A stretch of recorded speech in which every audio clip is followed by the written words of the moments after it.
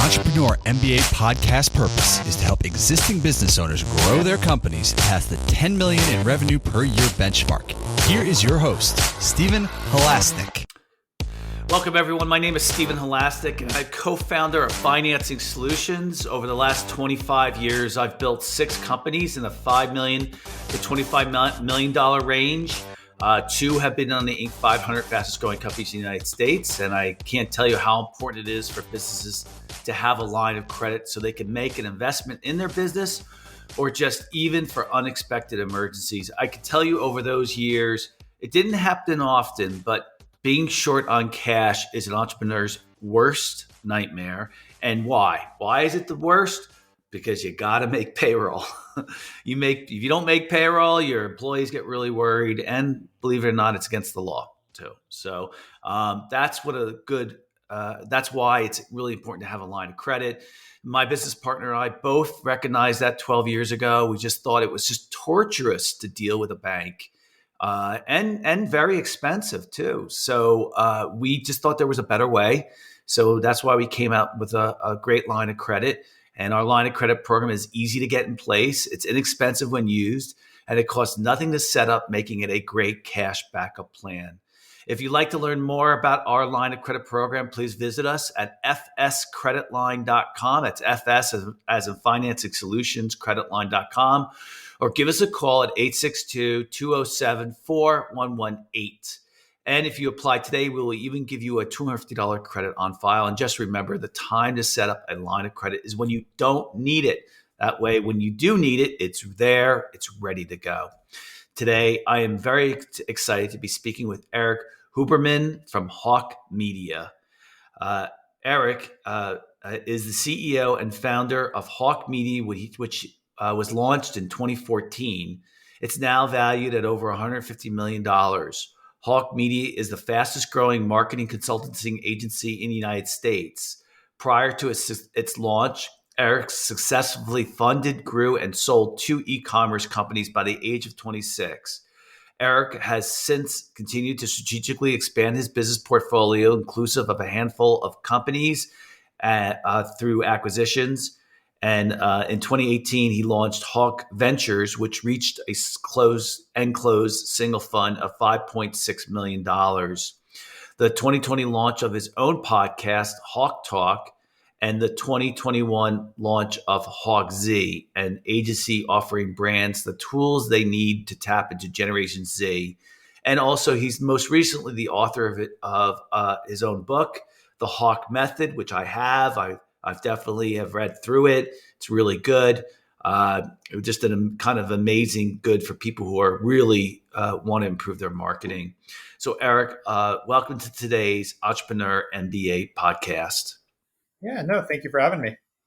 So I love these type of podcasts where I get to talk to somebody who's really grown something, big. And the reason being is that, I have sometimes consultants on, and I have other people.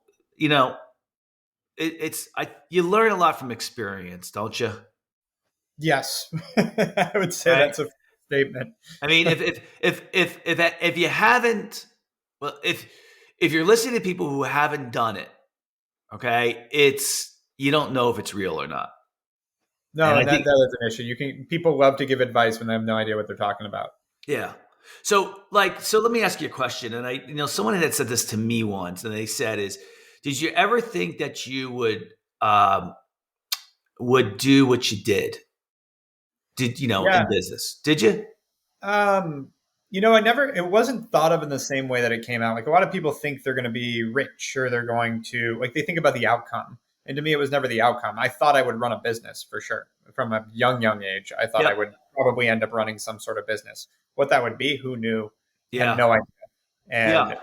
But yeah, I always thought I'd be and the word entrepreneur was not in my vocabulary until much, much later, but I always thought I'd be an entrepreneur. Yeah.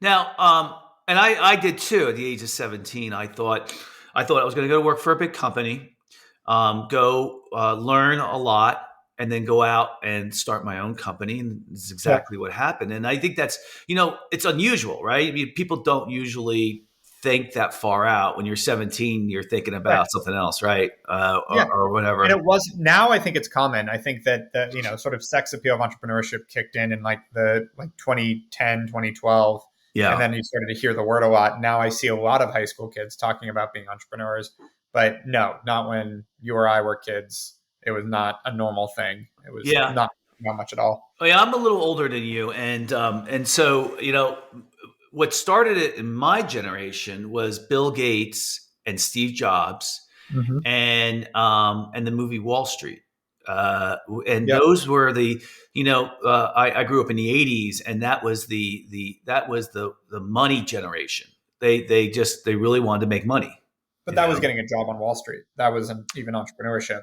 Yeah. No, but that Yeah. was on Wall Street, but Steve Jobs and Bill Gates, the entrepreneurship that was behind there, Yeah. that was the start of the tech industry. Yep. So there was entrepreneurship there too. I'll tell you what the difference is now. And the difference is now is that it's the angel funding money and it's all of the investments. You don't need to build the business through organic growth anymore. Correct. Although I think it's the biggest strategy that kids nowadays or young people completely forget. They think that they have to raise money, right? Yeah, And I mean, people forget the idea of an expected value where it's like, yeah, you can raise money and then you can, you have the propensity to maybe grow faster and be bigger, but the chance of failure is a lot higher when you don't bootstrap as well, because you're living off other people's money and that can dry up. And if you haven't built a business model, whereas bootstrapping, you have no choice but to build a good business model. So then it can just ebb and flow with the, growth or shrinkage of how you're building the business, but it's usually sustainable at the gate if it's bootstrapped. yeah, I agree with you too. And I think the other part about it is most people don't get the idea. See, most people don't understand when you get into an angel funder, forget about friends and family. That's a different story. Yeah. When you get into angel funding and venture capital, they want to get 10 times the amount of money out, right? At least, right? And so therefore your idea had better be have some scale to it, Yep. because they're not going to be interested in. Yeah, one of my favorite. My dad used to say it to me when I had no idea what he was talking about was raising money is expensive. Because the other side of that is you have to pay someone 10 times their money, and let's say it's usually there's an up to 10-year horizon on that. So you're paying someone, I don't know what that compounded interest is, but it's exorbitant versus a loan or whatever else you can do to finance the business if you're confident where it's going. Like, yeah, VC money, and as you mentioned, our first fund, we just closed our second fund and announced 25 million of it closed, but still continuing to raise. So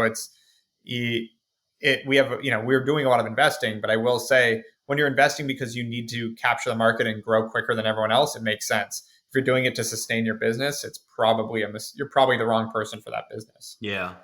Well, so listen, our podcast, right, is geared toward, my podcast is geared toward helping businesses that are smaller get over this $10 million mark. And the reason why that $10 million mark is there is because that's when a company starts getting interesting, right? Yep. Like it starts getting interesting to others. People you might be able to sell it at that point. It certainly depends on the industry you're in. But, at the $10 million mark, you've kind of built processes and procedures. You have a team together. So a lot of the listeners are listening to right now are people who are smaller, right? And they want to get over that level. And so, can you remember back in the day when you were 3-4 million and what that was like? Yeah, definitely. Very founder led. You're doing a lot of everything as the owner. You're probably driving most of the revenue, and depending on the business. But if it's a B2B business, if you're the CEO, you probably have to drive most of the sales and most of the revenue at that point. There's no infrastructure. You've got employees, but not many. It's, you're just getting going. You're trying to figure it still feels like a startup. What was the inflection point when you were at that point, but then you made a big leap? What changed? So there wasn't any real big leap. It's actually been, pretty consistent growth, quote unquote exponential, but similar percentage growth. But I would say that one of the bigger inflection points around that time was we did 5 million our third year of business, 10 million our fourth. And halfway through that fourth year, we were at about, let's say, a 7 run rate or whatever, 8 run rate. This is the most pretentious thing, but I've told this story before, but it's true. I went on a trip to Monaco to the Grand Prix. And I was sitting at the Fairmont in Monaco, which overlooks the whole bay, looking at all these $500 million boats. And I was like, not that I want one, but at the rate I'm working right now, I was driving 85% of the revenue at Hawke. And we had a small sales team, but I was still by far the rainmaker. And I was like, if I keep this up and I'm the guy that does this all, I'll never be able to afford one of those. Not that I want one, but like this doesn't scale. I'm capped out. I work day and night. I take vacations here and there, but like there's no more, I can't generate more revenue. So I've capped efficiency too. So I'm like, so I got to change something. And so from there, I basically ripped myself out of sales. I was like, I have to be able to scale and add people to this. So I started hiring people and building that side of it because there was nothing sustainable about what I was, or not, I shouldn't say it was sustainable if I just wanted to work hard the rest of my life and just have a $5 to $10 million business, but to grow it was impossible. And so we took a little bit of a dip the next couple months because they did not close deals like I did. But basically I said, all my leads now are going to the sales team and we're going to scale the sales team. And again, took a couple months, but then we got back on track and have been a lot bigger ever since. Yeah, I used to use would say this scenario to a lot of my friends who own businesses. So as I mentioned to other podcasts, I belong to the Entrepreneur Organization, and I've been with the same group of business owners for over 20 years, with 10 different business owners, and and we would go on these retreats once a year. It was required that we went on this retreat, and we went to great places, and but we would do business on these retreats, and then we would have fun, and a lot of the guys in the group were just tied to their phones. And I'd be on the trip and, I'd be all relaxed and they'd be all stressed out. And, one of them said to me, aren't you worried about what's going on back in your business? And I was like, no, because if I've done my job right, they know what they're doing. And if they don't, then I've done a crappy job of running a business. And so I think that's a good indicator. Could you go on vacation for a week or for 2 weeks? And would your business run the same, if not better, than when you're there? So, no, it's an important exercise. And that's something we've thought about. We built our team that way we're tried to from the beginning. Like there's never been a point in my business that I couldn't take a vacation.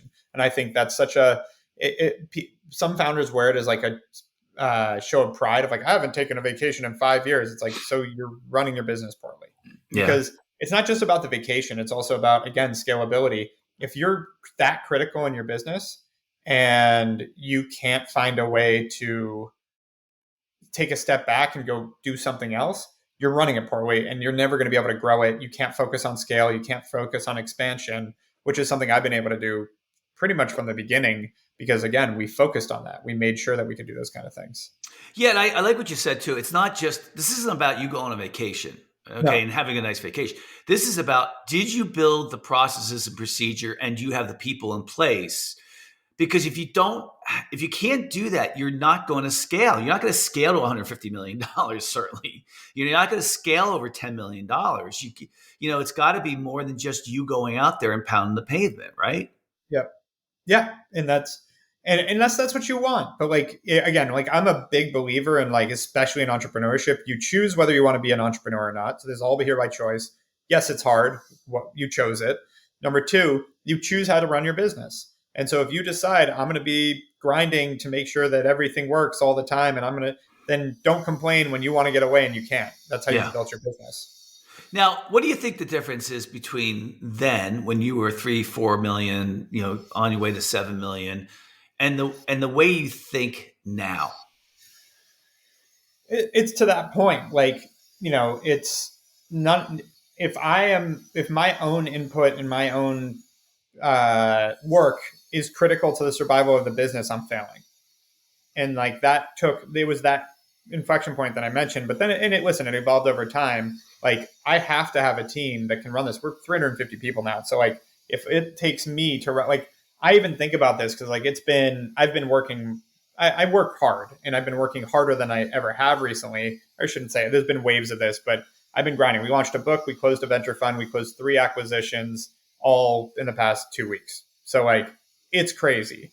And I'm working really hard. And I was like, I'm working really hard right now. Am I doing this because I've just landed a bunch of growth and it's just on me? or am I doing this because I screwed something up? And in this case, it's because just a bunch of things landed at the same time. But I reflect on that always because, I should be able to step away. And to that point, I'm leaving Friday for 10 days to go to Europe with my wife. Like a year into business, we almost sold it, decided not to. And one of the things my partner and I talked about, like being, what would we have done if we sold? What's that look like? And I was like, well, I want to go travel the world, see some cool places. So I said I'd go on 2 or 3 really cool trips a year. And my partner wanted to play golf every other Wednesday morning, make it sustainable. So we're not like selling or in a rush to sell for some outcome that we could just do right now. And so now we're in a place where, yeah, there's a ton of work to do, but I have a lot of people to help with it as well.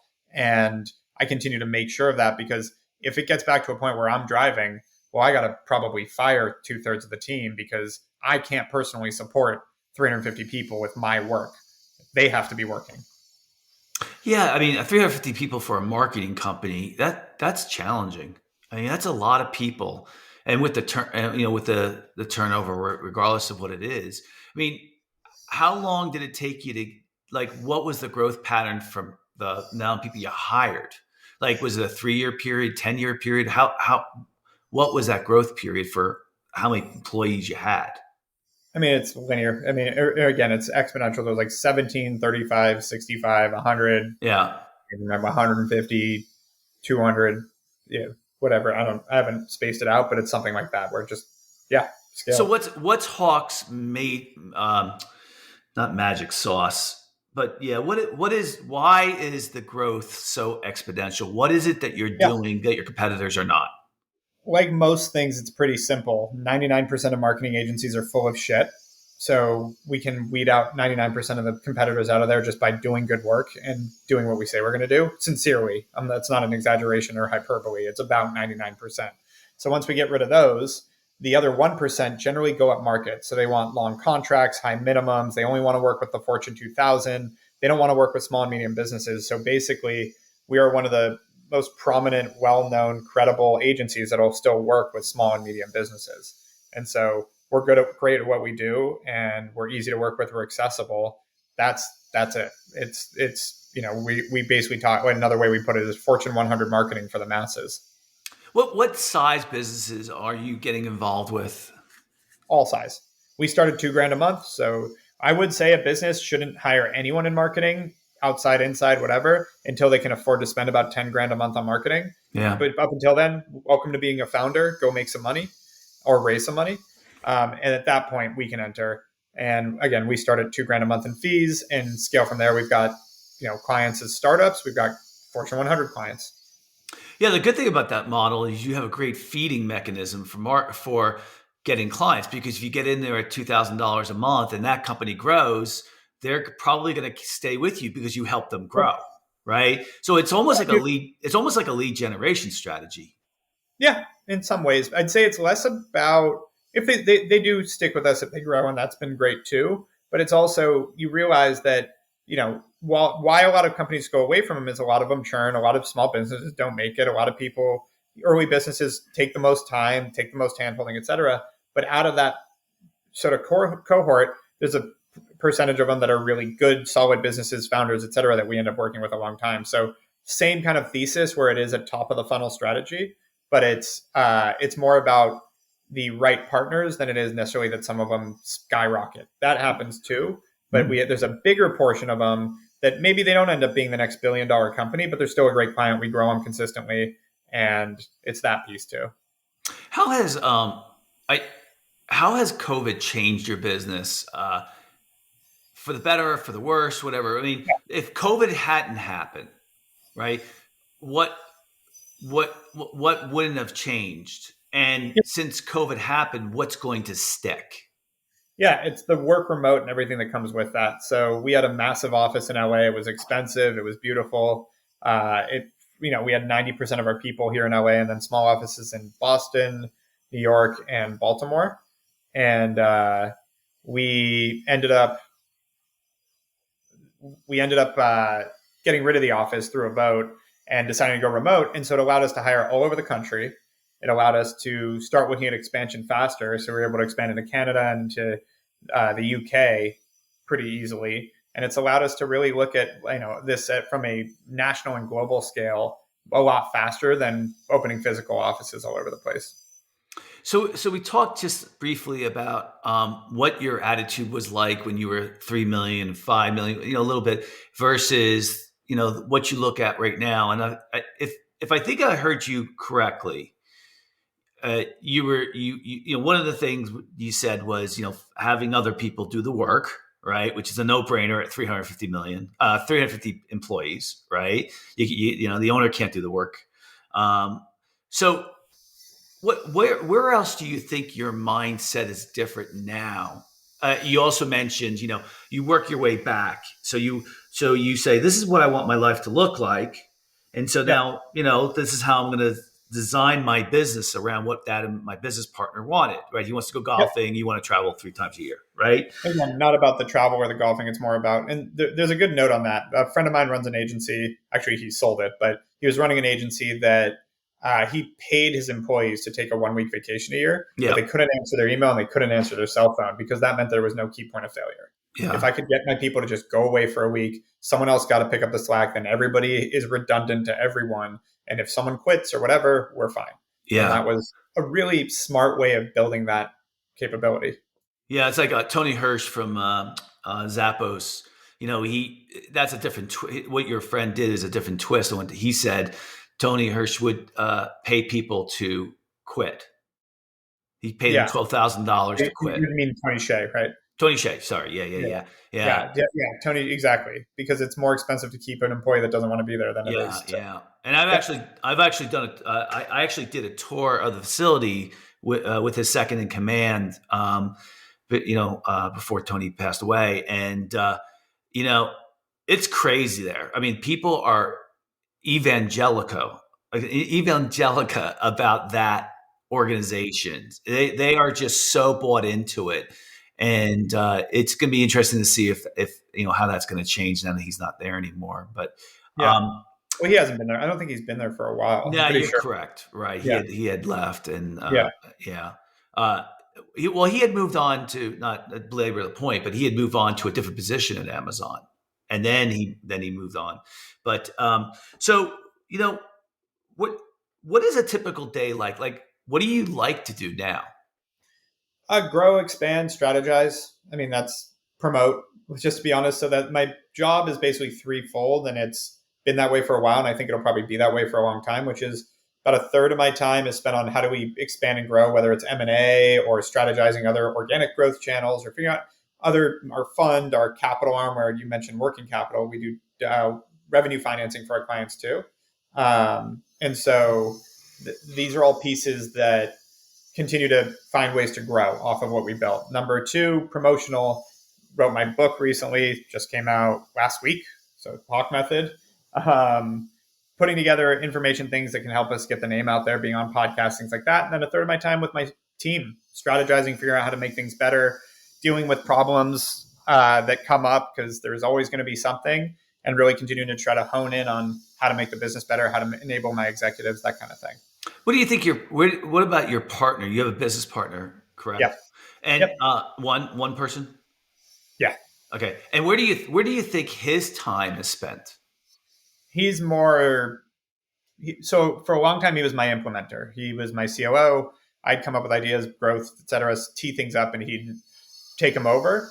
Then we grew a lot. So we brought in a more senior COO with experience. He moved into more of like still the implementer on a lot of the bigger or the more expansionary ideas, as well as a fixer, where it's like, oh, we have a big issue in this side. He knows the business thoroughly, so he can jump in. Sales is slumping a little bit. We need to figure that out. He can jump in with them and figure it out. So he's been really helpful on taking the reins on things to fix. Yeah, and his handicap probably has gotten a lot better too, right? Oh, he's a scratch golfer. Here's the thing. This is a good example. He does not play golf every other Wednesday morning anymore because he has 3 kids now. When we set those priorities, there were 0. And so you got to remember, like, it wasn't about the golf. It was about the ability to be flexible, the ability to do things we want to do along the way, and turning this into a marathon, not a sprint. Yeah. Now, you said you're growing also through acquisition, right? Mm-hmm. So what type of companies have you been looking to acquire? Mostly performance marketing agencies, mostly people that are complement to us to expand territory, and sometimes to expand capabilities. If there's something we don't do, like an audio agency or an affiliate agency we've acquired, there's certain things we didn't do that we now do because of these acquisitions. And we bought a web agency because they complemented what we did. We worked with them a bunch and went, this is great. Why don't we just do it together? And we've built a pretty good engine and platform. And again, territory as well, expanding around. It's great to have people on the ground in certain places.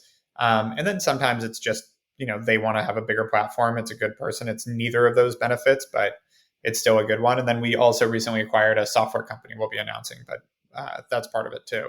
A lot of times it's the buy or build thing. It's, do we start from scratch and do this ourselves, or skip a few steps and spend some money on it? If you had to identify, I'm sure you have, what the culture is of Hawke, what would you say it is? I think it comes down to our core values, which is get shit done, learn quickly, and be cool. So people that execute are really bright and are also great to be around. Good people that know how to execute and can keep up with things. That's meaning like keep up on the intelligence side. That's really the gist of it. And so we really have a spirit of like execution, getting it done, checking it off, moving on to the next thing, because I think that is critical in marketing. Then learning quickly, because the market's always changing. Everything's changing constantly. You have to keep up. And also just being able to read data, being able to understand things. You have to be quick on the uptake, and then be cool. We're a people business. We work with people all day, our clients, ourselves, et cetera, partners. We need to have good people that are good to each other. So when you've acquired these companies, do you think that their culture of their company is staying put? Or do you think that they're starting to take over the culture of Hawke? Yeah, I mean, listen, the culture constantly changes in terms of the feel of it. It's kind of like growing up. Like my business partner said this pretty well, where it's like college was a really fun time in my life. It's not. We're not in college anymore. So my personality, my needs, my priorities have definitely changed. Yeah. Same thing in business. It's as you grow, as you build, as you expand, your priorities change, things shift, the way you work shifts, and that's okay. It's not a bad thing. And so I think, do we adopt some of the culture? I mean, every individual has a input into the culture. So when we acquire companies, I think there's a mesh depending on it blends, but I also don't think culture is this like hard to find thing versus a kind of fluid thing that's always changing depending on what's going on in the world. World events affect culture in a big way too. Yeah, and business, right? Yeah, right. I mean, I was on one of the companies I had. We were on our way, so we'd gone from 1 million to 3 million to 5 million to 7 million. We're on our way to 11 million, and then the housing recession hit and just destroyed the industry. We weren't in housing, but that was the last recession. And the industry that I was in, which is a $13 billion industry, went down to $7 billion. And so, revenue went the opposite way. So I've been in my share of getting caught up in recessions. And then it's if you're a smaller organization, it's really harder to absorb that. You have less room. Yeah. It's how do you put it? It's really hard to shrink as a business, especially if you don't have giant coffers. Like losing revenue, you're going to have to cut. But when you don't know where that revenue loss is going to end, you don't want to keep cutting and cutting and cutting and cutting. And it's like, it is a really tough thing for a lot of businesses. Yeah. And what happened too was like, it was interesting. So we were at 7 million on our way to 11. And one of my good friends, he was a competitor to mine. He was at 60 million. And then I went from, 11 million down to 7 million, down to 3 million, down to 1 million. At 1 million, it wasn't worth it. Right. Yeah. But he went from 60 million basically down to 30 million, but he still had room. Right. Yep. He was okay. Now, know what happened? 7 years later, he was able to get the company back up to 100 million, and then he sold it. And we were a good company. So, being able to handle recession, so has Hawke been through a major recession yet? No, we're 8 years old, so 2014. So no. I mean, and again, depends what you call a major recession. Was the beginning of COVID a major recession? No. It depends on the industry. It depends on Right. the industry you're in, right? If you're in the restaurant industry, you better believe that COVID was a pretty And I big think, recession. yeah, and that's the thing is I think people use the global macroeconomic terms to justify problems in their business.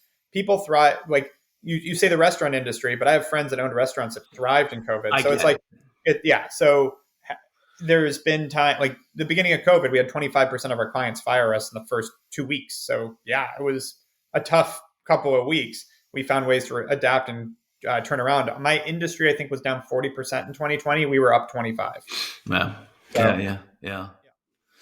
so yeah, it just depends on how you look at that. That being said, I am curious to see what a total recession looks like. I think a lot has changed since the 2008 recession when it comes to marketing. And so the interesting thing is now cutting off marketing is actually a death sentence for your business versus being a nice to have pre last recession. And so I think it's going to be very different this time around in what people cut, how they adapt, et cetera. Because you can't Yeah. just cut off your marketing when you're in a digital first landscape anymore. Yeah. That's cutting off your foot traffic. Yeah.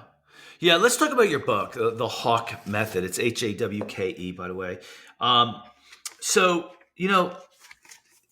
I think one of the biggest differences that I see in small businesses is a lot of people who start their businesses, they're technicians, so to speak. They're not marketing people. Like you have that people who are marketing, and I think those companies tend to grow well because you have a marketing person who's the head of the company. But a lot of times you'll have, somebody who's an engineer who's great and made this product, but he didn't spend that time, or she didn't spend that time. They don't do the marketing. They just build the business through word of mouth. They don't really have a marketing strategy. So when I was reading through your book, I mean, one of the things that I thought about, I was like, now I'm a marketing guy. So, for me, a lot of things here you resonated. But I wouldn't exactly be honest is I wouldn't take this book and say, oh, I'm going to read it because I need help in marketing, right? Sure. It's already a strength of mine. But there was something that you had in here, which was called the marketing tripod, right? Why don't you tell us about the marketing tripod? Yeah, it basically it's the three principles of marketing. It's the book's subtitle. The idea is you have basically three sort of legs to the tripod in marketing that if you don't do all of them, the entire thing collapses like a tripod. So awareness, nurturing, and trust is what that comes down to. So awareness being, how do you create new awareness that your company exists, whether it's advertising, word of mouth, PR, et cetera. Like, how are you getting the word out there just to let people know you exist, not to get customers, but to get people where you know you exist. And then nurturing is, what do you do from when someone knows you exist to when they actually become a customer? And then post-purchase, how do they continue to come back? Because lifetime value is the biggest driver of success in a business. You have to keep them coming back. You have to merchandise right and market right to keep your customers and serve them right. And then trust, also synonymous with brand, is, there was a study done that 75% of people don't buy from a company they don't inherently trust. Early on, when you haven't built a brand, that trust comes from third-party validation, referrals, testimonials, reviews, PR, influencer marketing, et cetera. And then over time, you can build a brand through consistency of delivery so that people start to know you for you. And that's how you can build trust as well. And so it's about building awareness, nurturing, and trust. And what we look at when we're analyzing companies' marketing is, what piece are they failing on or coming up short, and where should we focus on? And we're looking at their conversion rates and all these different metrics to see which bucket should we focus on. And then in that bucket, what are they doing wrong? Whether it's the different tactics they're taking on the different platforms, et cetera. Yeah,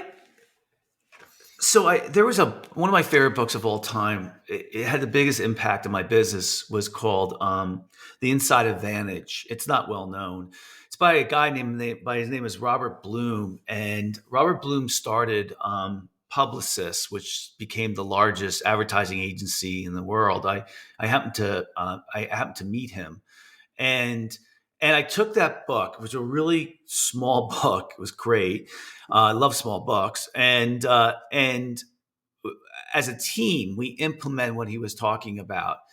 And I think for a lot of my listeners, if you're not great at marketing, I would recommend that you take get this book, The Hawke Method. It's Hawke. And I would recommend that you read every chapter and you implement it, and read it and implement it.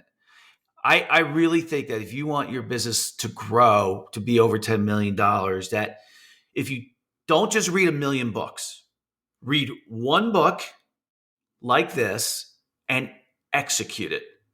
I tell you the thing I really loved about it is how much time you spent on the idea of measuring the value of a client. Like what's the long-term value? I think if you start at the end first, and if I tell you, if I looked at a company, and I used to do some angel funding, if I look at a company and if I said to the owner, what's the long-term value of your client? What's the dollars and cents long-term value? And if they knew what it was, right, I knew that they knew what the hell they were doing. Right. Yeah. And by the way, I never got a good answer for that question. No, people are pretty bad about it. Yeah. But it's what every private equity firm is going to want to know if they're invested with you. And there's a reason for that. It's how much is a client worth? Like, you will make shitty decisions unless you know that number. Like, you will not understand you do not understand your own business if you don't know what a customer is worth to you. Yeah. And also, I think it tells you that you're doing well in marketing, because you don't know where to spend the money in marketing if you don't know how much money you're making from a client. You don't know, you got to know the cost of acquisition for that client too. So I really I like what you said in the book, and I was like, oh, this is really a practical book to me. That was the idea. It's supposed to be an easy read, and we read it in an afternoon and get, have a nice overview of marketing. Yeah. Yeah. So many people don't. It's such an opaque industry for people that are not marketers. Yeah. Now, where are you headed next? As far as you personally, what do you think is where's this all going to go? It's funny. People think that marketing is like this fast moving, ever changing thing, and it changes, and there's some quick to move, but I mean, Facebook and Google have been like the golden goose of marketing for now, 12 years? Like, it's not that quick. So where do I think it's going? I think AI will continue to play a part in it, and that's something we're looking heavily into. I think, the change in cookies and a cookieless future, so to speak, is going to be interesting and going to shake things up a bit. But I think generally people are, consumer spending's not going anywhere. So I think it's going to be continuing to figure out how to adapt as the tools change, to continue to reach your audience when you need to, nurture them along the way, and get them to a customer and bring them back. Like, that's what's nice about the method we put together and the way we work is, like, whatever the tools are, those will shift over time, but not as fast as people think. And I think TikTok's going to have, be really interesting over time. And I think there's a lot of opportunities out there, but I also think people need to be careful not to chase shiny objects and, focus on what's working, double down, be surrounded by smart people that understand marketing, and keep going with it. Have you and your business partner talked about what you would do in your business if a major recession came in and it dropped 40% in your business? Have you talked about that? Oh yeah, many times. We, having contingency plans is a big part of what I learned, frankly, with COVID. Is like, just have a plan so that if or when it happens, you don't have to scramble to come up with something. You already know the plan. It takes a lot of the stress out of it. Yeah. But I also think our business is built for a recession. We're flexible, we're cost effective, we're a great solution. I actually don't know that a recession is bad for my business, because I have a couple of assumptions around that. One, we're more cost effective than most of the other big agencies or hiring in-house. So we're a good option when you're trying to save money. Number two, we are built to be flexible already in the way our business works. So shifting in industries that are recession proof and et cetera are doable for our business versus a lot of other agencies. And then three, what I mentioned earlier, I don't think in a recession marketing gets as hit as it used to. I think people realize that, like, there's going to be irrational people and bad managers that cut marketing. But I think good operators have realized, especially through COVID, you can't just cut marketing in a recession. So I think we might have some decline, but not, I think a 40% drop in business would be pretty unlikely at this point in the way we operate. Okay. I've asked you a number of questions. What question that I haven't asked you that's on your mind that you kind of do want to say to our listeners? Yeah, I kind of alluded to it, and being it's about the entrepreneurship journey. I mentioned being an entrepreneur is a choice, and to take ownership of that choice. But I think it's super important to understand that as an entrepreneur, you are signing up to deal with the biggest problems the company has on an ongoing basis, and as you grow, those problems get bigger. And so, being aware of that, conscious of that, and accepting that, and also understanding that as a choice, I think is what a lot of entrepreneurs miss. And so, you hear about how stressful and depressed and everything entrepreneurs get. And I'm not talking about the chemical stuff. I'm talking about the more rational side. And it's like the problem is like you chose to do this. So I think it's really, really important for business owners to remember this is a choice. You signed up for this, and this is what you signed up for. And so accept it, because then it becomes a lot more fun. It's just par for the course. It's the next issue you have to deal with. It's part of it. You just keep chugging along and doing it. It makes it a lot more enjoyable, a lot easier to handle, and it makes you think more rationally. And I think that's critical. And I got the advice early on that I was having a huge problem in my business, like a month in. I thought I was going to lose everything. Called my dad and went on a 5-minute tirade about everything going wrong. And after 5 minutes of like pouring my heart out, he goes, "Yeah, that shit happens all the time. I got to run, talk to you later," and hangs up on me. And I was like, we joke about it all the time in the business now. Like, that shit happens all the time. Like, whatever the next thing is, just be ready that like it's going to happen, because it's also an expectation thing. If you expect that you're going to get, hit off ground, going to get your legs swept out from under you once in a while, then when it happens, you're like, oh yeah, that was this. Okay, let's get to work. Yeah, what's interesting is when you see someone who's experienced at building a company,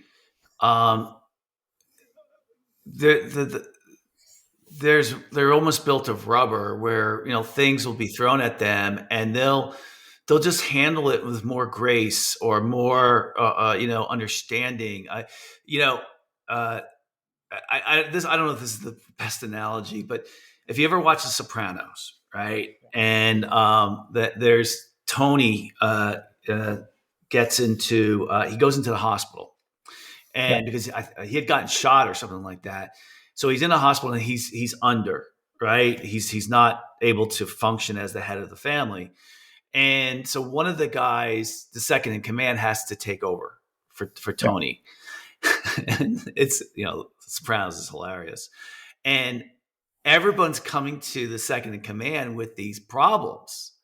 And he's like pulling his hair out, and he's like, "Oh my God, how does Tony do this?" And there's, it's all these crazy little stupid things, right? And then Tony gets better, right? And his second in command comes to kind of debrief Tony about what happened. And Tony's like, "Oh yeah, don't worry about that. That's bullshit." Or, "Yeah, he's just complaining about that because of this." Or, "Yeah, that's insignificant." It was like no big deal. Right. Yep. And, our lives aren't being threatened, even though it might feel like it at times. And I think that's the part that you have to learn. It takes a long time to learn. Yeah. Well, I think, experience means a lot. And, there's that book Tipping Point about the idea, I think it's Tipping Point, where it takes 10,000 hours to become a professional at something. Yeah. Right. And I think it's the way with it is entrepreneurship, 10,000 hours equals, maybe 8 to 10 years. Yep. And I think that, do you feel like you're a professional entrepreneur now?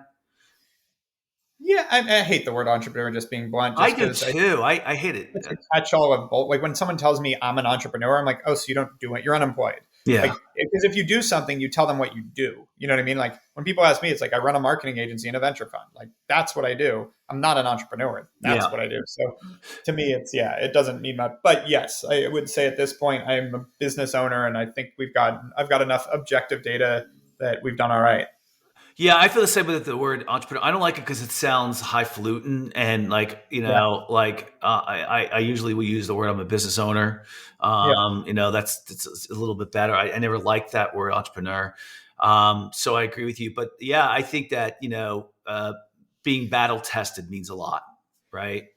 Yep. So, all right. Well, good. That's all the time we have today. I would like to thank so very much Erik Huberman from Hawke Media for coming on to today's podcast. If you like today's podcast, please feel free to share it with a friend, and also subscribe on your favorite podcasting app. And also, please give us a review. We've gotten so many fantastic reviews. I'm really thankful of them. And if you're looking for a line of credit for your business, please call us at 862-207-4118. or visit our website at fscreditline.com. Again, that's FS as in Financing Solutions, creditline.com. Erik, if anyone wants to get in touch with you or your firm, how would they go about doing that? Yeah, for the firm, it's just hawkemedia.com. You can sign up and get a free consultation, the book, the Hawke method. And then for me, I'm just at or / Erik Huberman on pretty much every social channel. Cool. Well, I really appreciate you coming on today. Of course. Thanks for And having me. for our listeners, if you're interested in getting any new business ideas, I tweet about lessons for business owners at S Halasnik. It's SHALASNIK. And today, I think the takeaway from Erik really was, you got to have a marketing plan. You got to have a good marketing plan. Rather, you bring on Hawke to kind of do that. I mean, $2,000 a month, it's not a bad idea because, their interest is to grow your company, which is your interest too. And if, they're going to want to be successful and they're going to make you successful. And if marketing isn't your thing, either pick up, Erik's book or maybe consider talking to Hawke Media and see what they have to say, and doesn't hurt to listen. So everybody, have a fantastic day. Keep plugging along. You're going to get there, and just keep improving as an entrepreneur and as a business owner as well. Everybody have a great day.